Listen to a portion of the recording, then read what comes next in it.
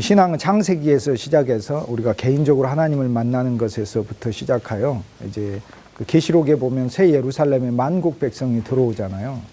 우리가 그 비전을 갖는 것이 신앙의 한 단계 전진이죠. 나 혼자서 예수 믿는 게 아니라 하나님은 이 땅에 하나님의 교회를 세우셔서 그 교회가 그리스도의 모든 것이 되게 하고, 교회는 그리스도의 몸이니까 그리스도 예수의 생명이 없으면 교회가 아니잖아요. 그래서 모든 것이 되게 하여 그리스도께서 결국에는 그 그리스도의 몸이 새 예루살렘이 되는 것이 하나님의 비전이구나. 그러니까 나 개인의 신앙에서 모두가 함께 그리스도 안에서 지어지는 신앙으로 나가는 것이 필요하겠죠. 그래서 우리의 눈은 세계의 교회를 늘 봐야 될 필요가 있죠. 저와 여러분이 섬기는 가시적 교회, 그 가시적 교회 안에 그리스도 예수의 몸이 있는가 하는 보이지 않는 비가시적 교회. 교회는 있는데, 가시적 교회는 있는데 그리스도의 몸이 없으면은 그거는 비가시적 교회를 이루지 못한 것이죠. 이것이 종교교회에서 이야기하는 가시적 교회와 비가시적 교회를 말하는 거예요. 우리는 사람과 혼과 육으로 친하게 될 수 있습니다. 그러나 우리의 혼과 육은 기본적으로 우리의 이득을 추구하기 때문에 예수 그리스도의 생명의 영으로만 하나가 될 때, 성막이 이 아카시아 조각목하고 황금으로, 사실 이 두 재료가 제일 많잖아요.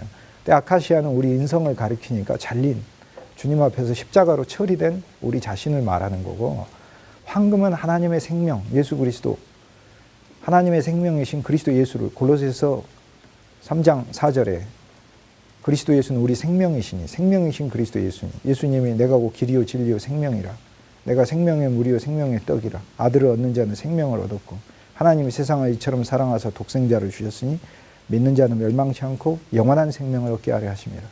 인자의 살을 먹고 마시지 않으면 너희 속에 생명이 없느니라.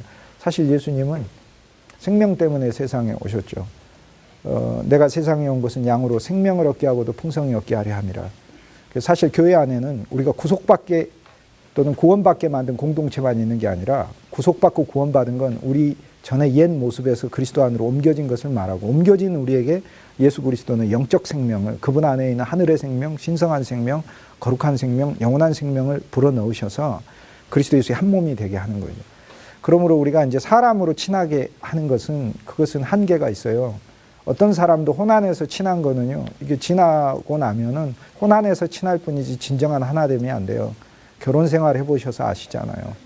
혼으로 부부간에 얼마나 친해요? 친합니다. 그런데 혼으로 친하면서 한면으로 혼으로 왼수되는 것도 많이 봤어요, 제가. 혼으로는 안 돼요. 그리스도의 영으로 되는 일이고 그리스도의 생명으로 되는 일이죠. 교회 안에는 모든 성도 속에 예수 그리스도의 생명이 넘쳐야 생명으로 연결되는 게 생명의 교회이지, 생명으로 연결 안 되고 인간의 혼과 인간의 육으로 연결되면 그건 아무 의미가 없다, 이렇게 얘기. 결국에는 깨져요. 목회자 인격도 마찬가지. 목회자가 인품이 아주 지하 10층인 사람도 제가 봤어요. 그런데 목회자의 인격이 지상 10층인 사람도 봤어요. 지하 10층보다는 지상 10층이 훨씬 더 높고 아름다운데, 우리가 만든 우리의 인격도 한계가 있어요. 나도 아무리 참으려고 해도 결국에는 한계가 있어요. 안 돼. 그런데 우리가 십자가의 길에서까지 참을 수 있다는 것은, 쉽게 얘기해서 나를 못 박는 자 앞에서 내가 그곳에서 묵묵히 매어 달릴 수 있는 그 정도의 영적 생명은 내 자신의 노력으로 이루는 것이 아니고, 그 계명을 내가 알아서 스스로 해보려고 하는 그 율법의 노력으로, 율법과 그 율법에 대한 나의 노력으로 이루는 게 아니고, 예수 그리스도의 영적 생명이 우리 안에서 이루게 하시는 일이죠. 우리가 생명이라고 했을 때, 제가 지난주에 비로소 많은 분들이 그 오해하고 있는 부분에 대해 하나 깨달은 바가 있어요. 우리에게 사실 성경이 생명이라고 이야기할 때는 헬라어에는 세 개를 말을 합니다. 하나는 비오스, 이렇게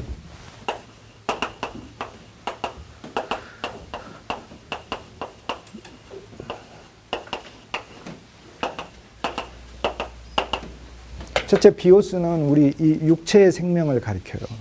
육체의 생명은 죽습니다. 33살 예수님이 되서든, 아니면은 뭐 137세가 되서든, 아브라함이 되서든, 몇 세가 되든, 969세 무두셀라가 되서든 죽습니다. 육체의 생명.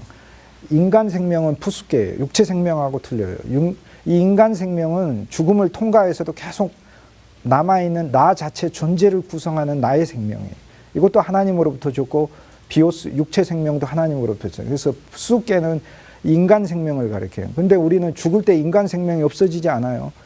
누가복음 16장에 보세요. 부자하고 거지 나사로 비유해서 부자는 이 세상에서 나사로 무시하면서 나사로가 예수 그리스도입니다. 가난한 자로 오신 예수 그리스도예요. 그 그리스도 예수를 무시하고 그렇게 살다가 죽었어요. 죽었는데 끝났습니까? 다? 음부에 가 있잖아요. 그는 여전히 생명을 가진 존재로 있어요. 인간 생명. 인간 생명을. 그러니까 그의 육신 생명은 끝났는데 인간 생명은 그대로 있는 거예요. 그 육신 생명을 가졌을 때 그 육신 생명 안에 그의 인간 생명이 담겨 있었고 그의 인간 생명, 즉 숫계의 본질은 자기 추구예요. 자기의 행복과 자기 자신을 위하는 거예요.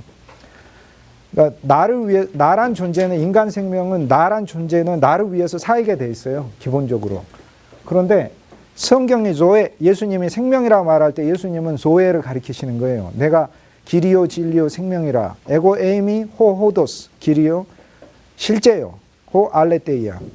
내가 생명이라 그럴 때 호 조에를 가리키는 거예요. 이 생명은 인간이 가질 수 없는 생명을 말해요. 하늘에 속한 신성한 생명이에요. 그러니까 우리는 태어날 때 비오스와 숫계를 두 개를 갖고 태어나요. 육신 생명과 인간 생명을 갖고 태어나요. 우리는 죽음을 통과하며 육신 생명이 끝나요.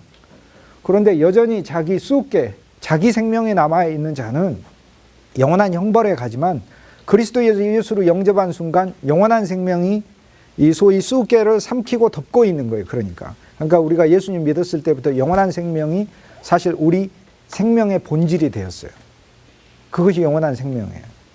그러니까 이 우리 생명, 즉 이 육신 생명이나 쉽게 얘기해서 내가 목숨이라고 부르는 이 비오스나 아니면 내 존재 자체, 내 자아라고 부르는 숫계나 혼생명 또는 인간 생명이라고 부르는 이것이 우리 생명의 전부가 아니에요. 성경이 말하는 생명은 이 영원한 생명이에요. 이것이 우리가 예수 그리스도를 믿을 때 내 영원한 생명을 덮었어요. 그리고 내 영원한 생명 안에 스며들어 있는 거예요. 그래서 우리는 이 영원한 생명을 가진 자예요. 그러니까 결국에 우리는 이제 세 가지로 살 수 있습니다. 첫째는 이 육신 생명, 육신은 이 비오스는 사르케하고는 또 틀린 거예요. 이거 비오스는. 그러니까 쉽게 얘기해서 이제 소마를 가리키는, 우리 몸을 가리키는 건데 이 몸도 죽어요. 그런데 이 몸의 필요에 대한 것을 위해서 사는 것은 그것은 말 그대로 이 육체적 생명을 위해서 사는 존재가 되는 거고, 이제 숫계는 조금 고급스러운 사람이죠. 자기의 본질, 자아를 위해서 사는 거니까 내 자아의 실현과 성공을 위해서 사는 거죠. 그래서 나도 지식을 배우고, 그래서 나도 명예가 필요하고, 그래서 나도 재물이 필요하고, 그거는 좋은 인간의 삶이죠. 그렇죠. 그러나 그리스도인은 그런 게 아니죠. 그리스도인은 그 이상이죠. 그리스도인은 저 숫계를 예수님 뭐라고 말씀하셨어요? 예수님 이렇게 말씀하셨어요. 누구든지 나를 따르려거든 자기를 부인한다 할 때 그 자기가 숫계에 해당되는 겁니다. 누구든지 자기 숫계를 지키고자 하는 자는 잃을 것이요 숫계를 잃는 자는 얻으리라. 그러니까 우리가 이 숫계, 나 존재, 나의 표현과 나의 실현을 위해서 산다는 것은 사실 그리스도 예수의 길과 정반대 길이다. 그걸 얘기해요. 그래서 예수님 말씀하신 게 조에, 영원한 생명이에요. 그래서 이 조에라는 것이 들어가고 동사로 자오, 자오라는 동사가 들어갈 때는 생명을 살아내는 것을 말해요. 그러므로 로마서에서 우리가 하나님의 율법은 비오스는 못 지켜요. 숫계는 자기가 지키려고 노력하는 거예요. 그런데 바울이 말하고자 하는 바는 하나님의 법은 본래 영이라 조에가 지킨다는 거예요. 그러니까 우리 속에. 그러니까 우리 속에 조에, 영원한 생명이 왔어요. 그러면 하나님의 법은 우리 속에 영원한 생명으로 지켜나가는 것이다. 그것이 바울이 로마서에서 말하려고 하는 법이에요. 그래서 로마서 1장에서는 그리스도 예수, 복음이 무엇인가, 이분은 우리가 갖는 것이라는 것을 설명하고, 그 다음에 그리스도 예수 없는 그 삶이 어느 정도까지 타락했는가를 가르쳐주고, 2장에는 율법이 있어도 하나님 앞에 의의를 이룰 수 없다는 것을 이야기하고, 3장에 있어서는 율법과 전혀 상관없이 결국 율법이 있어도 우리 노력으로 이룰 수 없는 법이 정해져 있기 때문에 우리가 할 수 없는 법이 있어요. 우리가 할 수 없는 법이. 그런데 이 법은 묘하게도 우리 안에서 우리 스스로로는 계속 해보려고 하는 법칙과 해도 안 되는 두 가지 법칙이 있는 거예요. 참 묘하죠. 그러니까 우리는 스스로 계속 해보려고 하는 법칙, 해도 안 되는 법칙, 두 개의 법칙이 있죠. 두 개의 법칙에서 그리스도 예수의 생명의 법이 해방하신 거니까. 로마서에서 초반에서는 그래서 그리스도 예수를 의로 만나 우리가 이제 내 믿음이 의가 되고, 여기서 하나 더 나가면 그리스도 예수 그분이 내 안에서 의가 되고, 이제는 나란 존재 자체가 그분께 의가 되고 이 세 단계를 갑니다. 그러니까 가끔 대화할 때 이렇게 얘기하는 분들이 있어요. 그건 초보로 이야기하는 겁니다. 우리가 예수 그리스도를 믿음으로 의를 우리의 믿음을 의로 여기신다. 성경은 믿음만 의로 여기시는 걸 말하잖아요. 고린도전서 1장 30절에 그리스도 예수는 하나님께로부터 나서 우리에게 의가 되셨어요. 우리가 먼저는 지혜가 되시고 의가 되시고 거룩이 되시고 구속이 되셨느니라. 구원도 아니에요. 새로 바뀐 성경은 구원이라고 되어 있는 구원이 아니고 구속이에요. 구속과 구원은 다르니까. 그러니까 그리스도 예수 자체가 우리가 의예요. 자, 이건 무엇을 이야기하냐면 자, 창세기 15장에 이제 바울이 창세기를 읽으면서 로마서를 설명하는 겁니다. 창세기를 읽어보니까 바울이 이렇게 돼 있어요. 15장에 하나님께서 약속을 주셔요.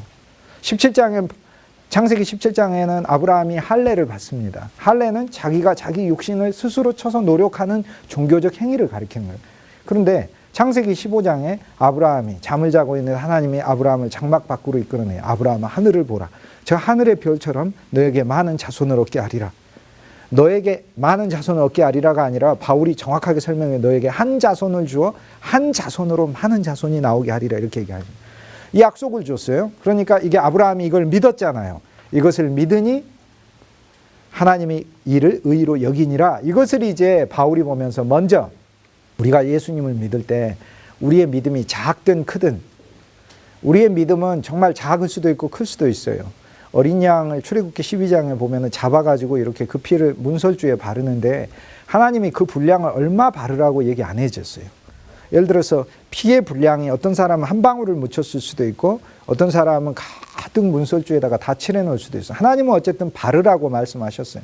바르는 걸 2번 바를지 3번 바를지도 말씀 안 그냥 바르라고 해놨어요. 근데 우슬초에 바르라고 했기 때문에 아주 작은 식물이에요. 하나님이 쌀에기 빗자루에다가 피를 바르라 했으면 굉장히 많이 바르라 이렇게 생각을 할 수 있을 텐데 우슬초에 바르라 했으면 우슬초는 땅에 낀 이끼 정도로 작은 거거든요. 이렇게 수세미 같은 작은 거. 그거를 바르라고 하니까 우리는 집 전체를 바를 수는 없다는 사실을 알아요. 자, 쉽게 얘기해서 6월절 어린 양이신 그리스도 예수의 그분의 십자가의 피로 우리가 의롭다함을 얻고 우리가 구원을 받고 구속을 받고 영원한 생명을 받고 하나님의 자녀가 되었는데 이것을 믿는 나의 믿음이 작든 크든 간에 구원은 같은 거를 얘기하는 거예요. 그러니까 피를 적게 발랐다고 하나님의 진노의 사자가 이 집은 피를 적게 받았네 하면서 그 집을 칠까 말까 고민하다가 넘어가는 게 아니고 아무리 피가 작아도 넘어가는 거고 피를 많이 발라도 넘어가는 거예요. 자, 이것은 우리가 믿음이 커야만 하나님 우리를 구원해 주시는 게 아니라 심지어는 우리의 믿음이 정말로 작은 것이라 하더라도 하나님 우리를 구원하시는 걸 말하는 거예요. 그게 사실 우리 믿음의 유무에 달려있는 것만은 아니에요. 하나님의 구원이. 그래서 근본적으로 이제 창세기 15장에서는 하나님을 믿으니 의로 여겼죠. 그런데 아브라함이 믿었던 믿음이 무엇인가? 아브라함은 창세기 4장에 보면은 모든 믿는 자를 위하여 조상으로 세웠다. 그러니까 아브라함이 샘플이라 그 얘기예요. 본보기라. 그러니까 아브라함이 믿은 게 뭐냐면 아들이 태어난다는 건 그 아들이 이삭인데 이삭이 다가 아니죠. 이삭은 대신할 뿐이에요. 타토. 히브리어에서 가장 중요시 여기는 대신할 뿐이에요. 참아들을 대신할 뿐이에요. 왜 이삭은 이삭에서 안 끝나니까. 이삭은 야곱으로 이어진다는 걸 알고 우리는 야곱이 유다에게 그리고 그 형제들에게 이어지는 유다는 다말에게서 낳은 베레스와 세라 베레스에게 이어진다는 걸 알고 베레스는 헤스론에게 헤스론 람은 아미다는 나손 살몬 보아스는 오벳은 이세는 다윗 그리고 솔로몬 로보암 아비야 아사 여호사밧 요람 요담 우시야 이렇게 계속해서 그리스도 예수까지 이어진다는 우리는 알고 있어요. 결국에 그리스도 예수에서 끝나는 거예요. 그러니까 쉽게 얘기해서 무슨 얘기냐면 아브라함은 그리스도 예수의 모형이고 그리스도 예수의 대신일 뿐이에요.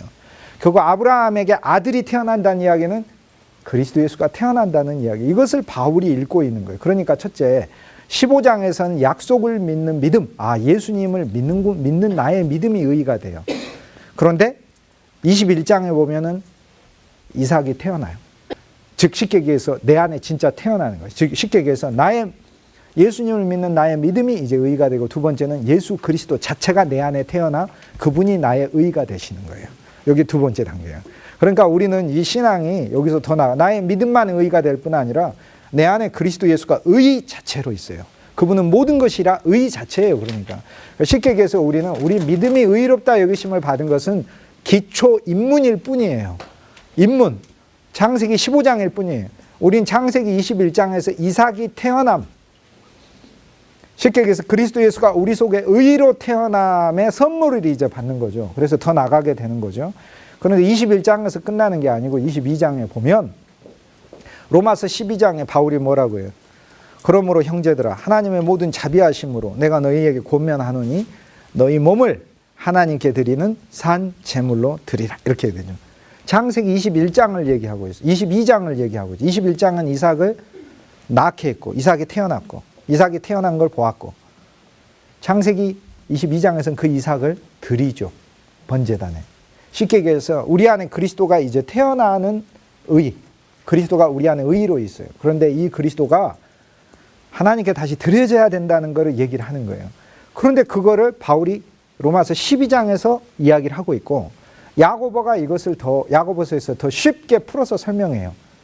그러므로 형제들아 아브라함이 그에게 아들 이삭이 태어난다 하는 것을 믿었을 때에만 의로 여긴 게 아니라 그 아들 이삭을 바치는 행위로 인하여 의롭다 하심을 얻은 것을 알지 못하느냐 하면서 이삭을 바치는 이제 신앙으로 가라는 것을 이야기해요. 쉽게 얘기해서 우리 안에 그리스도가 더 얻어지면 얻어질수록 이 그리스도는 나의 행함과 나의 모든 일들을 통해 드려져야 된다는 거예요. 누구한테? 하나님께. 근데 그 하나님의 충만은 그리스도 예수라 그리스도께 드려지는 거고 그 그리스도 예수는 어디 계시냐?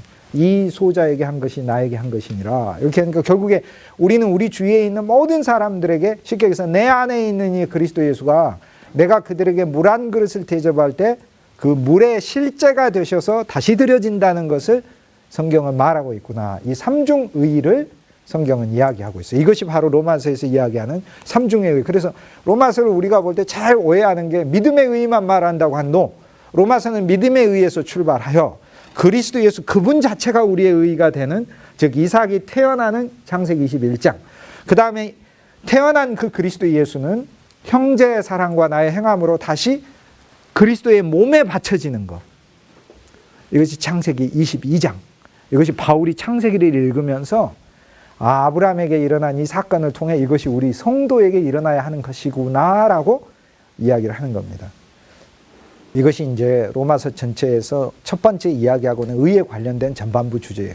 그 다음에 로마서에서 바울은 이제 여기서 포인트에서 의만 선물로 받은 게 아니라 의를 통해 하나님 사랑이 부음받고 하나님의 은혜가 우리를 통치하고 있고 이 은혜에 대한 말할 수 없이 풍성한 하나님의 은혜가 매일 주어지고 있다는 것에 대한 것을 5장에 걸쳐서 우리에게 이야기를 해요. 그런 다음에 바울은 결국에 이 은혜를 통해서 우리에게 준 하나님의 핵심적인 선물이 또 하나 있다는 거예요. 즉 죄의 싹은 사망이지만 죄는 자기가 벌어서 사망을 얻는 거지만 하나님의 싹이 아니죠. 하나님의 선물인 거예요. 하나님의 선물, 하나님의 은혜에서 난 선물은 영원한 생명이라.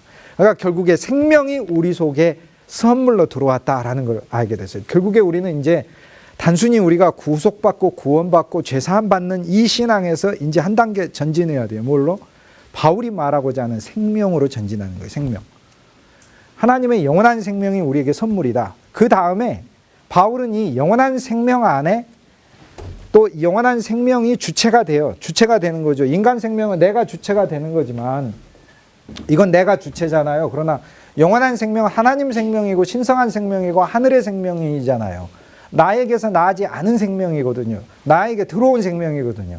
내가 예수 그리스도를 영접할 때. 그러니까 수께 이것은 내가 주체가 되는 생명이지만 조에는 내가 주체가 아니에요. 내 안에 그분이 일하시는 거죠. 그래서 로마서 8장 23절이 로마서 전체 주제예요. 그 아들을 우리를 위해서 주신 분이 어찌 그 아들과 함께 모든 것을 주시지 않겠느냐. 이렇게 쉽게 얘기해서 그 아들 안에 있는 영원한 생명을 우리에게 주고 영원한 생명뿐 아니라 그 아들이 갖고 있는 모든 것을 우리에게 주고 아들 자체를 우리한테 주셔서 결국은 우리는 아들처럼 되는 것이죠. 그래서 먼저는 우리를 택하시고 그 다음 우리를 그리스도 안으로 부르셨고 부르신 우리를 우리 믿음을 통해 의롭게 하시고 우리 안에 들어와서 의롭게 하신 다음에 우리를 더 거룩하게 하셔서 그리스도 예수의 실제를 넣어 더 거룩하게 하시고 결국에는 우리를 그리스도 되게 하는 영광스럽게 한다. 이게 영화. 이 단계까지 하나님이 하실 것이다. 하나님이 하실 것이다. 이것이 로마서에서 이야기하는 복음이에요. 복음. 그러니까 우리는 단순히 내가 죄사함 받았다 이 정도가 아닌 거예요. 그러니까 그거는 예수님이 십자가에서 이미 이루신 너무나 기초적이고 너무나 놀랍지만 너무나 기초적인, 거기서 끝나는 게 아니에요. 그리스도인은. 바울이 이야기하는 의롭다 한 받은 정도가 아니에요. 너희 믿음이 의롭다는 정도, 의의 실제를 그리스도 예수를 통해 갖고 그 의의 실제를 통해서 너희 속에 은혜를 부어주시고 은혜로 통치하시고, 은혜는 거절하는 거. 이제부터는 내가 무엇을 하여서가 아니라는 사실을 알고, 여러분이 예를 들어 보세요.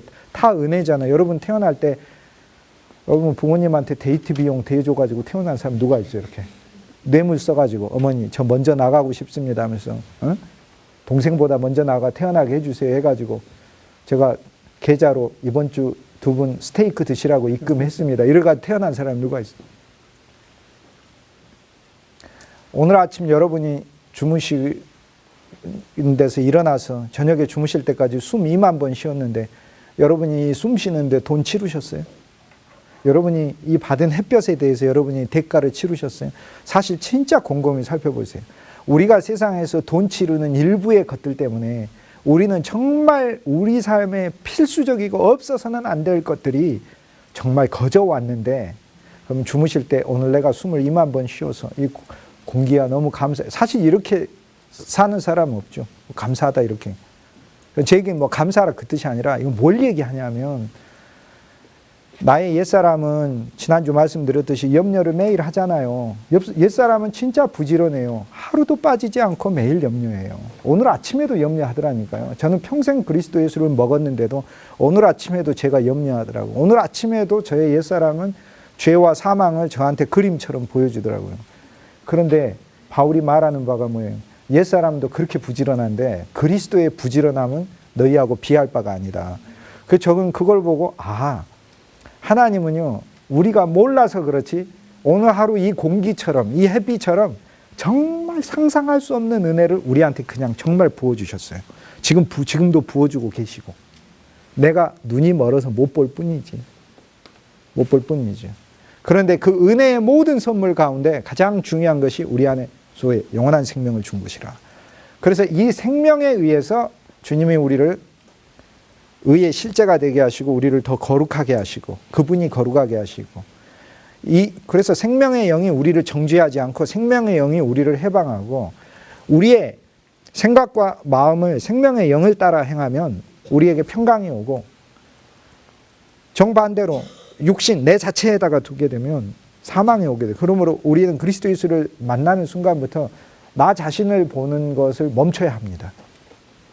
처음에 예수님은 우리에게 율법을 주셔서 우리 스스로를 보게 하시고 하나님의 표준을 알게 하셔요. 그래서 우리는 하나님 표준과 나를 비교해 보게 돼요. 거기서 깊은 절망을 느낍니다. 여기서 절망을 더 크게 느껴야 그때 키에르케고르가 되는 거예요. 그래야 이것은 내가 할 수 있는 수준이 아니구나 하는 걸 아는데, 어설프게 느끼면 내가 해보려고 그래요. 계속. 그러다가 안 되고, 그러다 안 되고, 안 되고 하니까 이제 스스로 실망하죠. 나는 안 되나 보다. 그럼 안 되면서 이제 뭐라고 설교하냐면 더 열심히 해보라고 설교하죠. 그게 중세 설교예요. 그게 종교교육의 설교가 아니라. 내가 내 숙계가 열심히 하는 게 아니라 나의 조에 영원한 생명이신 그분의 생명이 이루신다는 거예요. 그러니까. 그래서 바울은 로마서 후반부에 가보면 영원한 생명에 대한 이야기들을 계속합니다. 영원한 생명. 이 생명의 영이 우리를 해방하였고 정죄하지 아니하고, 이 생명의 영이 우리를 이끌고 있고, 이 그리스도의 영은 생명의 영이다. 생명의 영은 한마디로 그리스도의 영이다. 생명의 영은 한마디로 하나님의 영이다. 하나님의 영이 너희에게 거하시면, 너희 안에 거하시면 너희가 육체에 있지 아니하나니 누구든지 그리스도의 영이 없으면 그리스도인이 아니니라. 그러니까 우리 안에, 그럼 나는 육체에 있나 안 있나 이렇게 생각할 필요도, 왜? 내 안에 하나님의 영이 있으니까 우린 육체 안에 있지 않아요. 믿음으로 취하면 돼요. 하나님, 나는 육체 안에 있지 않습니다. 그러니까 그러면서 바울이 이 생명이 우리를 의롭다 하셨을 뿐 아니라 우리를 거룩하게 하시고 우리를 영광스럽게 하시고, 영광은 그리스도로 다 빛나는 것을 가리키는 거예요. 자, 우리는 그리스도를 모방하는 데서 이제 그리스도가 한 면에서 모방하는 것 같지만 이 생명이 우리 안에서 그리스도를 모방하고 있어요. 그래서 모방할 뿐 아니라 그리스도를 우리 안에 실제 그리스도가 서게 하는 거죠. 저와 여러분이 반드시 우리 삶에서 한번 들어야 될 말이 있어요. 우리가 길을 걸어갈 때 마치 엘리사 선지자를 보고 그곳에 있는 과부가 자기 신랑에게 저 사람은 하나님의 거룩한 사람이요 라고 말을 하듯, 전혀 알지 못하는 우리가 길을 걸어갈 때 그냥 사람들이 우리가 어떤 권위와 어떤 변형된 목소리와 이상한 종교인의 모습을 통해서가 아니라 그리스도가 걸어가는 것 같은 그런 영광이 우리 속에서 드러나는, 저기 뱀 한 마리가 기어가네 이게 아니라 저기 뱀 한 마리가 기어가네,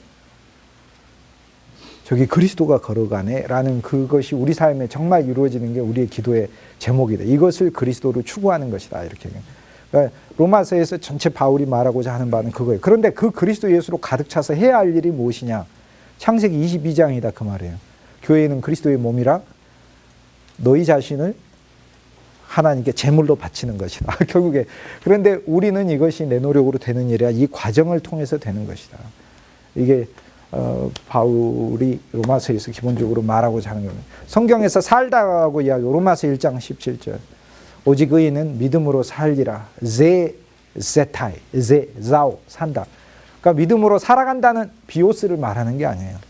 믿음으로 하나님의 생명을 살아간다는 걸 말하는 거예요. 하나님의 생명. 이 하나님의 생명은 나는 믿음으로만 살 수 있어요. 믿음이 아니고서는 하나님의 생명을 살아낼 수 없어요. 자, 무슨 얘기냐면 저는 제 자신을 이렇게 보면서 진짜 제가 그리스도처럼 되는 것 자체가 불가능하다는 것을 깨달았어요. 그 포기. 근데 이게 포기를 했는데 자꾸 제가 거꾸로 절망해요. 저를 보고. 왜? 나는 왜 주님처럼 살지 못할까라고. 근데 그 생각이 또 하나의 나의 교만인 거예요. 내가 주님처럼 살 수 없는데 내가 왜 살지 못할까 하는 거니까. 여전히 저의 쑥개가 주인이 되어 있다는 사실을 알았어요. 그런데 어느 한순간 믿음이 생겨났어요. 어떤 믿음이냐면 그리스도가 반드시 나에게서 그리스도를 만드실 것이라는 믿음이 생겨난 거예요. 그걸 믿는다는 거예요. 그거를. 그래서 이 믿음이 우리 안에 있는 영적 생명을 살아내게 한다라는 거예요. 그러니까 오늘의 나의 어떠한 모습에 실망하지 말고, 실망해도 돼요. 나의 어떠한 모습이 아니라 나를 반드시 내 안에 그리스도 예수를 태어나게 하고, 지금은 내가 믿음의 의지만 태어나게 하시고, 태어난 그리스도의가 많은 사람들에게 아름다운 그리스도 예수의 몸을 위해 제물로서, 향기로운 제물로서 바쳐지는 바로 그러한 열매의 삶을 위해 하나님이 그 일을 내 안에서 완성하실 것이다 라는 그리스도 영이 하시는 일을 믿는 것을 믿음이라고 불러요. 종교개혁의 믿음은. 결국에 우리가 많은 경우에 믿음이라고 그럴 때 내가 하는 나를 믿는 것을 믿음으로 착각하고 있는 것은 아닌지 돌아봐야 돼요. 그러니까 해병대 정신은 좋은 정신이지만 하면 된다, 할 수 있다. 해병대 정신 내가 할 수 있다는 것이 아니고, 성경이 말하는 믿음은 나에 대한 믿음, 나 자신의 믿음이 아니라 그리스도가 반드시 하실 것이다 라는 걸 믿는 거예요. 그러면 우리는 이제 두 가지를 볼 수 있겠죠. 나 자신을 보면 절망하겠죠. 안 되니까. 그러나 그리스도를 보면 소망이 일게 되죠. 나 자신을 봐서 절망할 필요가 뭐가 있어요? 없죠. 생명을 살아내는 것, 이것이 성경이 말하는 살리라예요. 살리라. 로마서에서 너희가 그의 죽으심과 합하여 죽었다면 예수 그리스도의 살으심과 합하여인데, 살으심이 아니라 조에, 생명, 살아있는 생명과 합하여 너희가 살리라, 생명을 살아내리라 라는 거예요. 성경이 산다는 것은 단순히 우리가 생활을 한다는 의미가 아니에요. 그분의 영적 생명이 나타나는 걸 말해요. 자, 어떤 일에 있어도 나는 도저히 못 참아요. 내 비오스는 그냥 한번 다 퍼부어버리고 싶어. 그런데 내 쑥개는 나한테 도덕적이고 윤리적인 계명들을 주면서 그래도 네가 참아야지. 그래도 네가 더 나으니까. 원래 저 인간 저런 인간 아니야. 내 쑥개는 나에게 도덕과 율법을 가르쳐요. 그런데 예수님은 내 쑥개가 알고 있는 도덕과 율법을 지키는 수준에서만 그리스도 예수는 나에게 오신 게 아니에요. 그리스도 예수는 나에게 원수를 위해서 기도할 수 있는 마음까지도 내가 갖기를 원하셔요. 그런데 그것을 네가 가져라 하고 예수님 율법으로 주시는 게 아니라 그분이 생명으로 오셔서 그러한 생명을 내 안에서 내시는 거예요. 내가 용서하고 내가 다른 사람을 품을 수 있는, 그러니까 나의 일이 아닌 것이다. 결국에 그분의 생명이 하시는 일이다. 이게 성경이 조에 그리고 자오, 산다와 관련된 말이에요. 그러니까 성경에 나오는 산다를 인간이 단순히 생활하는 산다로 생각하시는 것은 이건 엄청나게 오해하시는 것이다 하는 거예요. 지금이 이제 하는 거는 이제 지식의 측면에서 보면은 좀 어려운 강의, 여러분이 좀 혼란스러우실 수도 있겠다라는 생각이 약간 들어요. 그러나 이건 반드시 여러분이 그동안 궁금한 것에 대한 제가 해답을 하나 드리려고 하는 것이기 때문에 참고 들으세요. 인내함으로, 성도의 인내, 승리하는 성도의 인내로 참고 들으셔야 가능해요. 우리가 이제 역사에서 예수님 태어나실 때 황제는 반드시 알아야 되죠. 아우구스투스죠. 그죠? 아우구스투스. 그런데 이 아우구스투스가 로마의 이 카이사르의 후계자잖아요. 카이사르. 근데 어떻게 카이사르 후계자가 되냐면 아우구스투스의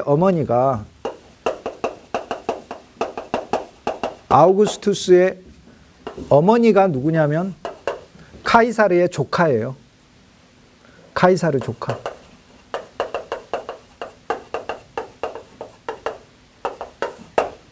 그리고 그의 아버지는 이제 옥타비안이라는 사람인데,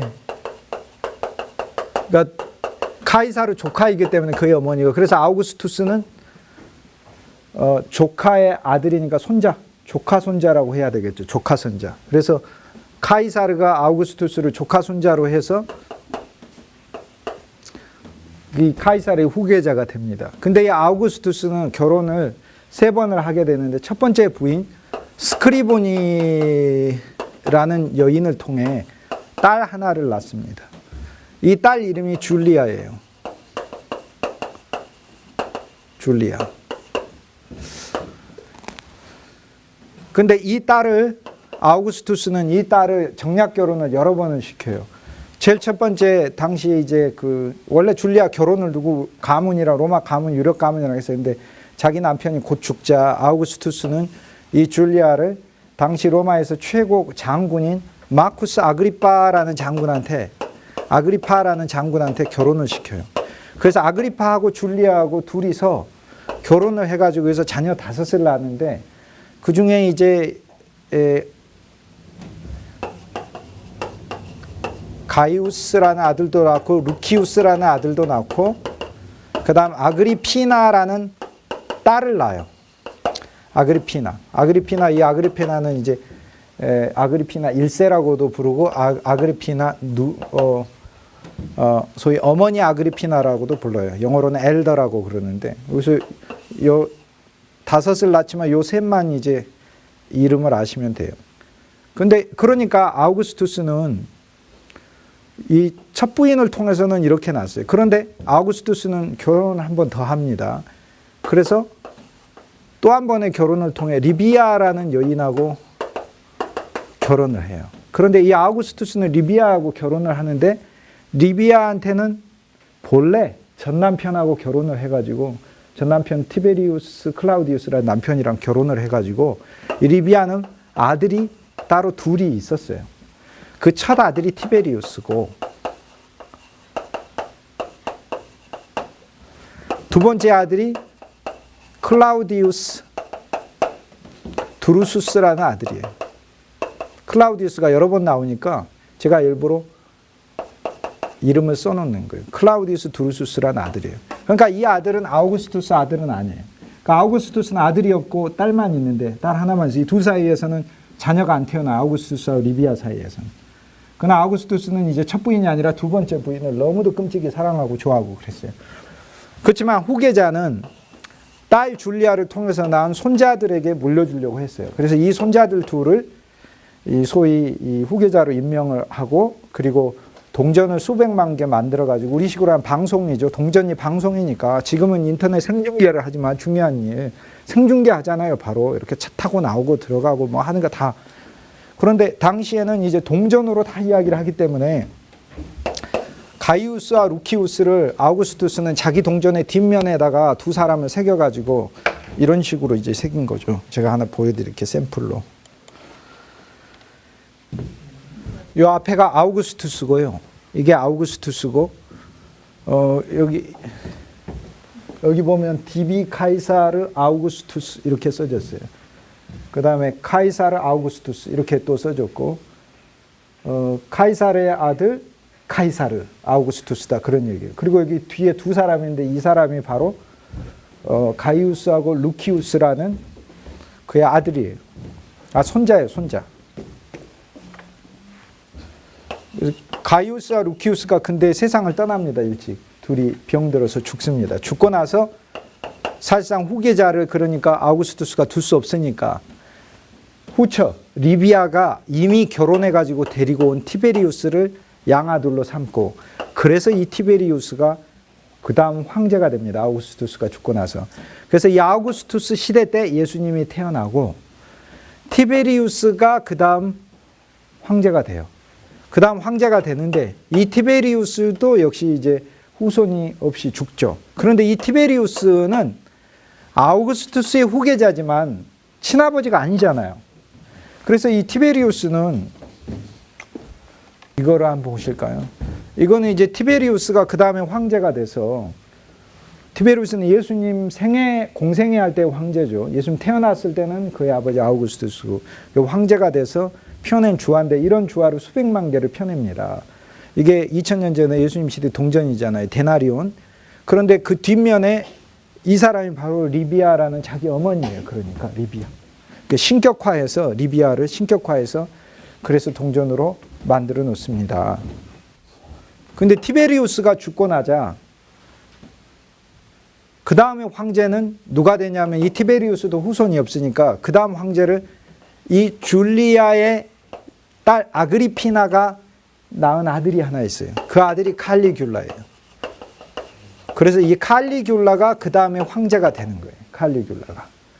칼리귤라가 황제가 되고, 그 다음에 칼리귤라가 학정을 일삼자 로마 군인들이 반란을 일으켜요. 그래서 칼리귤라를 끌어내리고 그 다음에 아우구스투스 가문에서 황제를 임명하는데, 티베리우스 말고 그의 형제였던 클라우디우스 드루수스, 즉 리비아가 낳았던 또 다른 아들, 아우구스투스 말고 다른 남편에서 낳았던 이 클라우디우스 드루수스에서 클라우디우스라는 황제가 있어요. 이 클라우디우스를 그 다음에 황제로 4대 황제, 1대, 2대, 3대, 4대 황제로 이렇게 임명하는 거예요. 이렇게 3대, 4대 황제. 그래서 이 클라우디우스는 이제 메살리나라는 아내가 있었는데 BC 48년에 이렇게 바울이 1차 선교 여행을 할 때 세상을 떠나게 되니까 결혼을 또 합니다. 결혼을 또 하는데 이 아그리피나는 칼리귤라 말고 또 다른 딸 하나를 낳았는데 그 딸 이름도 아그리피나예요. 아그리피나. 왜냐하면 이제 줄리아의 본 남편이 마쿠스 아그리파라는 유명한 로마 장군이었기 때문에 그 이름을 계속해요. 이 아그리피나가 또 결혼을 전에 했었어요. 도미티우스라는 사람이랑.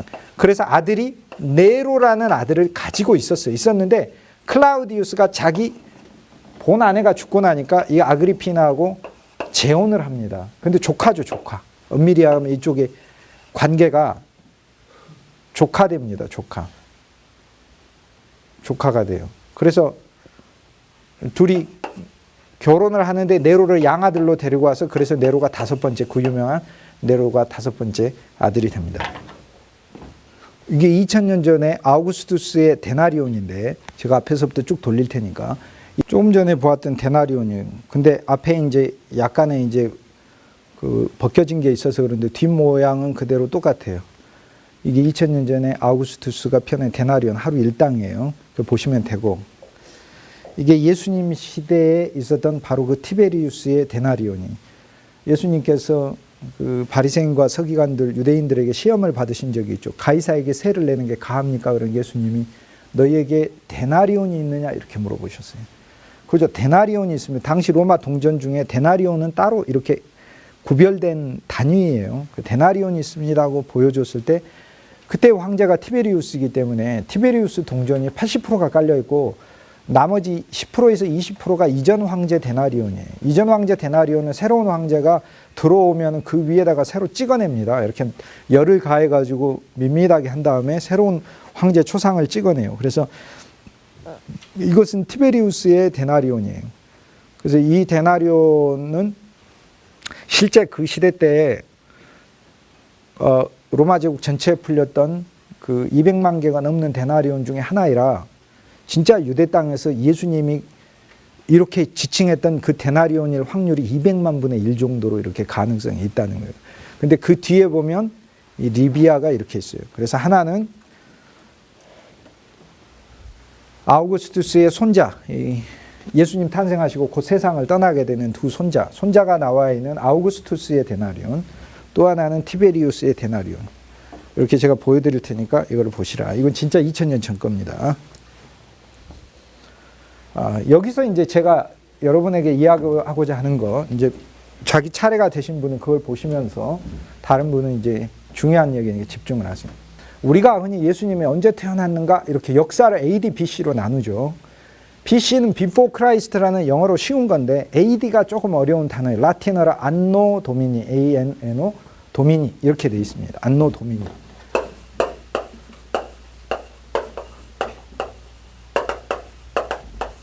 안노는 해라는 말이고 도미니는 주님의 해라는 뜻이니까 주님의 해로부터라고 이렇게 되어 있어요. 자, 원래 예수님이 태어나던 시대는 달력이라는 걸 공식적으로 정한 게 아니고 연도를 공식적으로 정한 게 아니고 어떻게 했냐면 아우구스투스가 황제가 되면 아우구스투스 1년, 아우구스투스 2년, 아우구스투스 3년 이렇게 돼요. 그러다가 42년간 황제에 있다가 티베리우스로 바뀌면 올해는 티베리우스 1년이다. 올해는 티베리우스 2년이다. 올해는 티베리우스 3년이다. 이렇게 얘기해요. 그러니까 우리는 이야기할 때 몇 년도에 태어나셨어요? 1980년이요.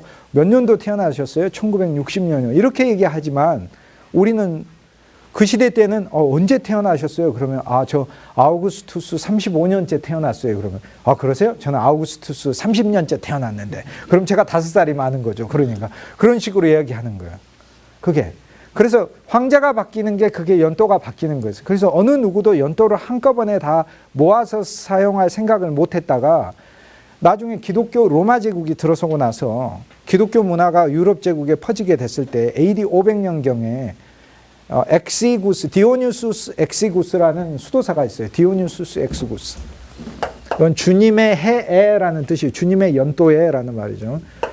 AD 525년경 정도에 디오니수스 엑시구스. 원래 디오니수스라는 이름은 헬라 신화에 나오는 이름이지만 성경에도 나옵니다. 디오니수스가 어디 나오냐면 사도행전 17장에 바울이 아테네에 가가지고 복음을 전하죠. 복음을 전하는데 그 바울의 아테네 선교에서 두 사람이 공회원 중에서 두 사람이 아레오바고 즉 우리식으로 하자면 국회의원 같은 사람 두 사람이 복음을 받아들이게 되는 하나가 다마리스란 사람이고 하나가 디오니수스란 사람이에요. 그래서 이 사도행전에 받아들인 디오니수스의 이름을 따라 크리스천들은 이 믿음의 사람들의 이름을 계속해서 썼기 때문에 디오니수스라는 이름을 그 뒤에도 많이 쓰게 되고요. 디오니수스를 줄여서 길잖아요. 디오니수스는 줄여서 부르죠. 힘드니까. 예를 들어 토마스 기니까 줄여서 톰이라고 부르듯 디오니소스를 줄여서 데니스라고 불러요. 데니스, D-E-N-I-S, 데니스라고 부릅니다. 그래서 사도행전 17장에 나오는 디오니수스 그 이름하고 같은 이름인 AD 525년에 디오니수스란 수도사가 저 디오니수스 엑시구스란 수도사가 사도행전 17장에 그 사람은 아닌 거예요. 시대가 500년이나 틀려요. 착각하시면 안 되죠. 그때 연도를 이전의 황제들로부터 다 셌어요. 세가지고 언제 예수님이 태어나셨을까를 계산을 했어요. 어떻게 계산했냐면 누가복음 3장에 보면 티베리우스가 위에 있는지 15년째 되는 때에 예수님이 30세가 되었더라 이렇게 돼 있으니까. 그러니까 역사에 티베리우스는 14년 AD 14년에 황제가 되거든요. 이때로부터 15년 만 15년이 되면 AD 30년이 되는 거예요. 그래서 이때 예수님이 30세 공생애를 했더라. 이 문구의 근거에서 누가복음 3장 23절이죠. 이 문구의 근거에서 티베리우스 15년째 그리스도께서는 15살이었다.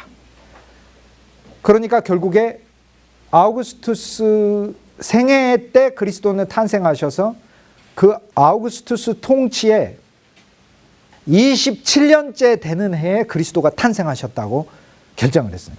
그것이 BC 1년이에요. 그리고 BC 1년 12월 25일 날 그리스도가 탄생하시고 12월 25일에서 8일째 되는 날 할례를 받으셔요. 그게 1월 1일이에요. 그래서 예수 그리스도는 육신으로 BC에 탄생하시고 할례는 하나님의 백성으로 새로 태어나는 표니 1월 1일이 그리스도가 하나님의 경륜 아래 새로 태어나는 날이에요. 그러니까 인류 역사가 바뀌는 날로 1월 1일로 이렇게 잡고 AD 1년 1월 1일이 예수님이 태어난 해다 이렇게 계산을 했어요. 계산을 해서 이 계산을 저때로부터 정확하게 1100년간 온 세계 사람들은 그렇게 믿어왔어요. 믿어왔다가 오늘날 여러분이 어떤 책을 읽으면 예수님 탄생이 BC 4년 아니면 BC 6년이다 이렇게 이야기하면서 갑자기 그리스도 탄생이 옛 시대로 바뀌어진 것을 보게 됩니다. 도대체 어떻게 이런 일이 왜 역사를 예수님 시대 때 기준으로 했다면서 왜 바뀌어졌느냐. 그거는 이 동전의 어머니, 쉽게 얘기해서 이 가이우스와 루키우스의 어머니 줄리아하고 관계가 있거나 아니면 이 여인 리비아, 즉 아우구스투스의 부인 리비아하고 관련이 있어요. 쉽게 얘기해서 저 아우구스투스 가문에 나오는 저 두 여인이 오늘날 예수 그리스도가 언제 탄생하셨는가에 대한 정말로 심각한 논쟁의 근본 요인이 되고 있어요. 오랫동안 디오니수스 엑시구스라는 수도사가 로마 황제의 연도를 역사학자니까 계속 전체를 계산해서 디오니수스 엑시구스는 525년에 올해가 바로 525년이구나. 주님이 탄생한 지 525년이구나. 티베리우스가 황제된 때로부터 계산을 해서 15년 됐을 때 그리스도가 30세였었으니까 이렇게 계산을 해놨어요. 해놨는데 이때로부터 1100년이 지나가지고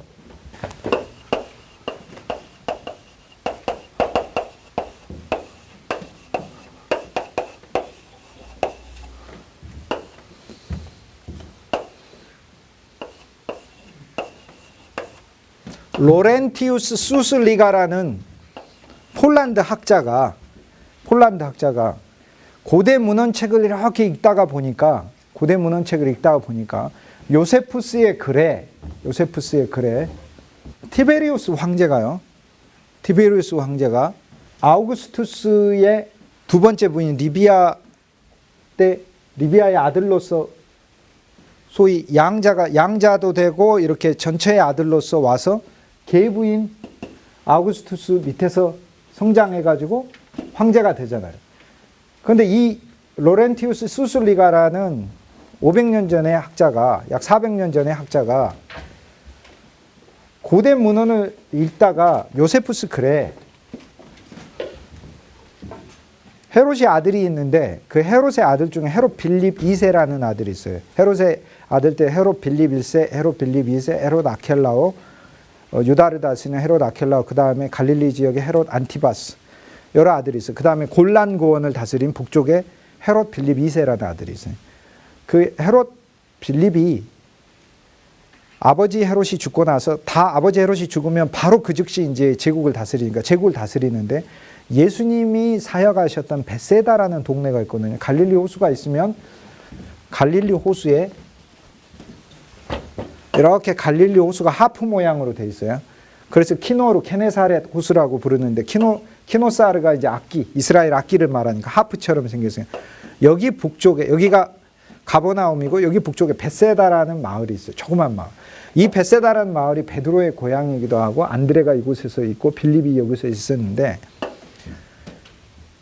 예수님 제자 빌립이죠. 헤롯 대왕이 죽고 그 아들들이 왕이 되고 나서 이 벳세다를 줄리아라는 아우구스투스의 딸의 이름과 똑같이 줄리아스라고 이름을 바꿔서 부릅니다. 이 기록을 로렌티우스 수슬리가라는 학자가 발견을 해요. 400년 전에. 발견하고 나서는 굉장히 이상하게 생각합니다. 왜 이상하게 생각하냐면 줄리아는 티베리우스에게 나중에 시집을 또 가는데 아그리피나하고 결혼을 했다가 이혼을 하고 티베리우스에게 또 이제 다시 또 한 번 시집을 가게 되는데 이 줄리아는 아버지 아우구스투스가 가문의 수치로 여겨서 나중에 좀 이상한 짓을 많이 하게 돼요. 그래서 가문에서 내쫓겨요. 내쫓기는 게 BC 2년인 거예요. BC 2년에 내쫓김을 당하는데 이곳에 벳세다라는 이름을 빌립이, 헤롯의 아들 헤롯 빌립이 줄리아스라는 이름으로 바꾼 사실을 보면 BC 2년 이전에 헤롯 빌립이 왕이 됐다는 이야기. 그 이야기는 그의 아버지 헤롯 빌립의 아버지 헤롯 대왕이 예수님을 죽이려고 했는데 베들레헴 아기를 죽였다가 나중에 하나님의 징계를 받아 죽임을 당하게 되잖아요. 그러니까 헤롯 빌립이 줄리아가 쫓겨나고 나서 그 도시를 줄리아스로 지었을 리는 만무하고, 줄리아가 BC 2년에 쫓겨나기 전에 줄리아가 아우구스투스의 딸로서 그 위치를 차지하고 있을 때 분명히 이 벳세다를 줄리아스라고 했을 것이다 라고 이렇게 가정을 하고, 그래서 이 수술리가라는 현지 학자는 헤롯 대왕의 죽음이 헤롯 빌립이 그 아버지가 죽자마자 왕이 됐으니까 적어도 BC 4년에 일어났을 것이다 이렇게 보는 거예요. 헤롯 대왕의 죽음이 BC 4년에 일어났다면 베들레헴 아기들도 BC 4년 이지는 BC 5년 정도가 되었을 거고, 결국에 예수 그리스도 탄생은 아무리 늦게 잡아도 BC 4년이나 BC 6년일 것이다 라고 400년 전에 박사학위 논문으로 발표를 했어요. 그런 다음부터 갑자기 400년 동안 많은 사람들은, 전 세계에 사실 많은 글들이 예수 그리스도가 BC 4년이나 6년에 태어났다는 것을 거의 정설처럼 받아들이게 됐어요. 근데 제가 이 얘기를 왜 하냐면 요세푸스의 글뿐만 아니라 다른 글들을 곰곰이 읽어보게 되면 벳세다를 줄리아스로 바꿨는데 이 줄리아스로 바꾼 거는 아우구스투스 딸 줄리아 때문에 줄리아스로 바꾼 게 아니고, 이 딸을 내쫓고 나서 그 아버지는 그의 가문 대대로 줄리아라는 이름이 여럿이 있었어요. 그 전부터. 줄리아는 이제 제우스 신의 여성형 이름이니까 자기 아내 리비아를 줄리아라고 바꿔 불렀어요. 그래서 사실상 이 리비아가 로마의 어머니가 되거든요. 아까 동전에 나와 있는 이 여인처럼 로마의 어머니가 된다고. 그래서 이 여인은 리비아라는 이름보다는 줄리아라는 이름으로 오히려 더 많이 알려지게 되는 거예요. 그러니까 헤롯 빌립이 벳세다를 줄리아스로 바꾼 것은 그녀의, 쉽게 얘기해서 아우구스투스의 딸 줄리아 때문에 바꾼 게 아니고 리비아의 또 다른 별명인 줄리아 때문에, 쉽게 얘기해서 이 리비아, 티베리우스 황제를 숭상하여 티베리우스의 어머니 때문에 그의 어머니를 기념하여 벳세다를 줄리아스라는 도시로 바꿨다는 거예요. 그러면 이것은 무엇을 이야기하느냐? 쉽게 얘기해서 로렌티우스 수술리가가 400년 전 학자가 이 줄리아스는 이 딸일 것이다 라고 생각한 문자적인 추측이 가설이기 때문에 예수님이 BC 4년이나 BC 6년에 태어났다고 믿어온 400년 동안의 전제가 무너지는 거예요. 그러니까 제 이야기는 쉽게 얘기해서 예수님은 AD 1년 1월 1일 날 할례 받으셨다 그 얘기. 그러니까 그때 태어난 것이다. 예수님이 사용한 동전의 주화에 이처럼 유명한 사람이 등장할 정도로 당시에 이 리비아는 줄리아라는 이름으로 많은 사람들에게 알려졌다.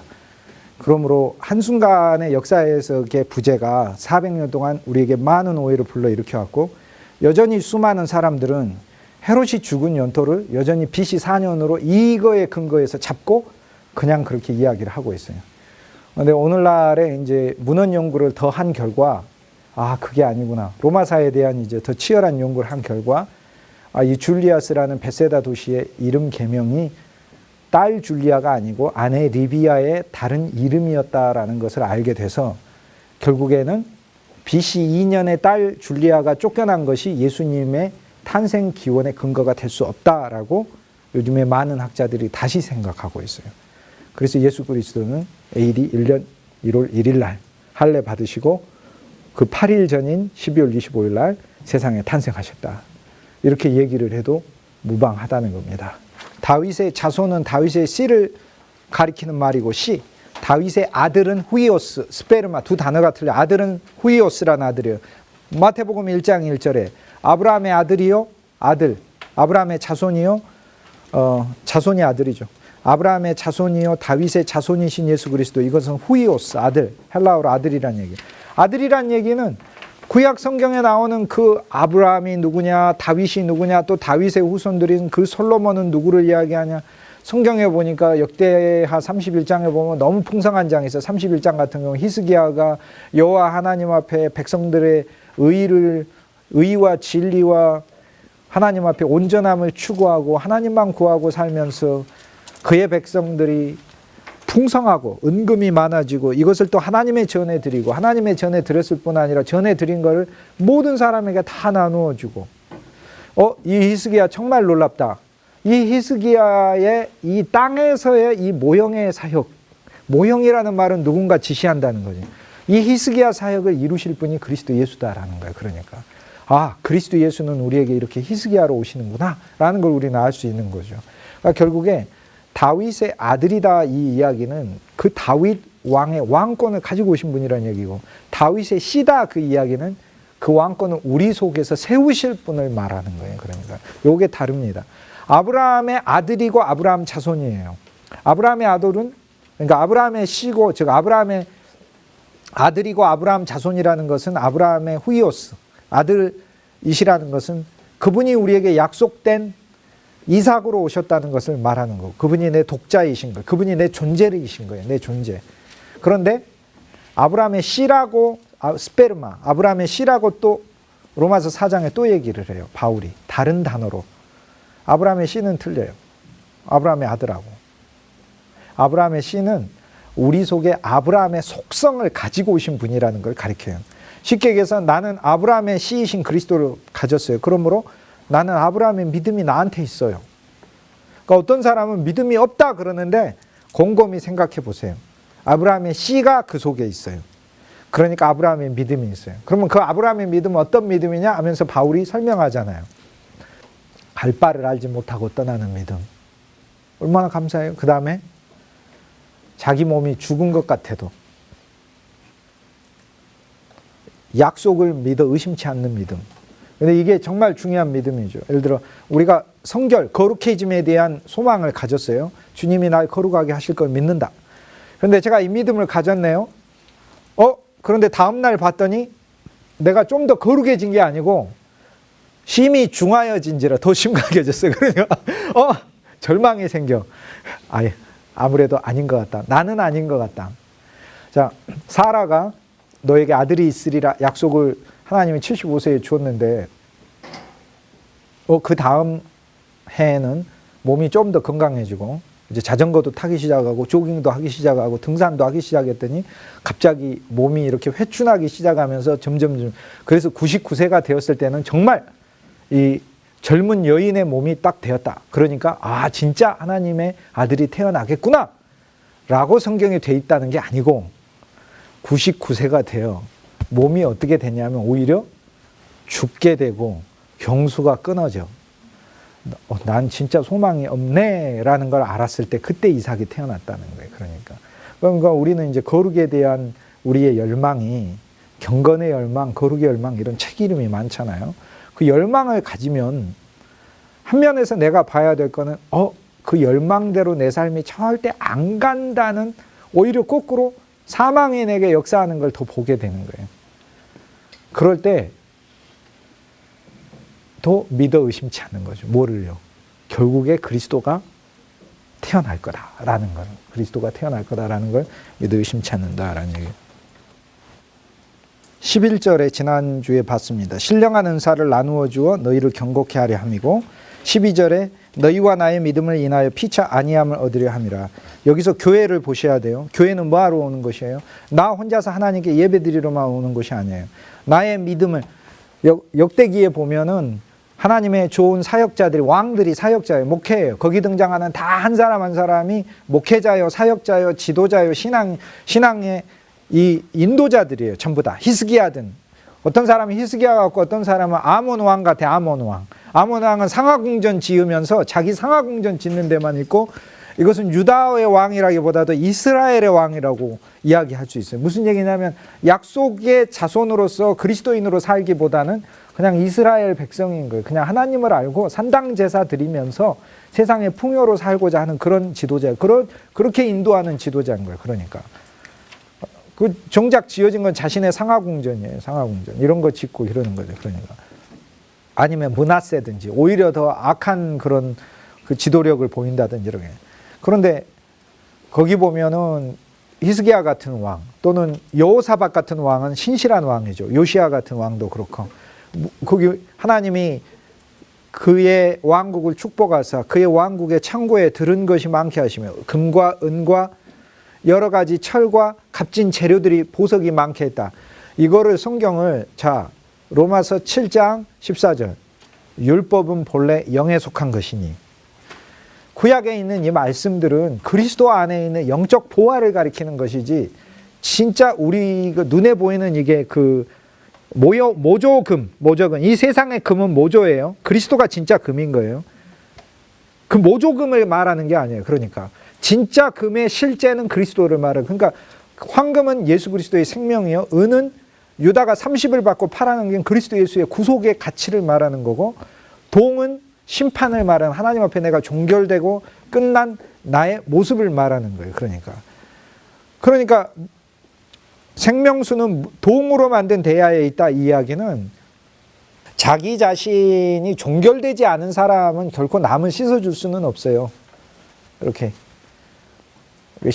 놋대야인 거예요. 그러나 성막이 안팎이 다 금으로 칠해졌다는 이야기는 안과 밖이 예수 그리스도의 조회, 인간 생명이 아니라 영원한 생명의 풍성함으로 있다는 얘기죠.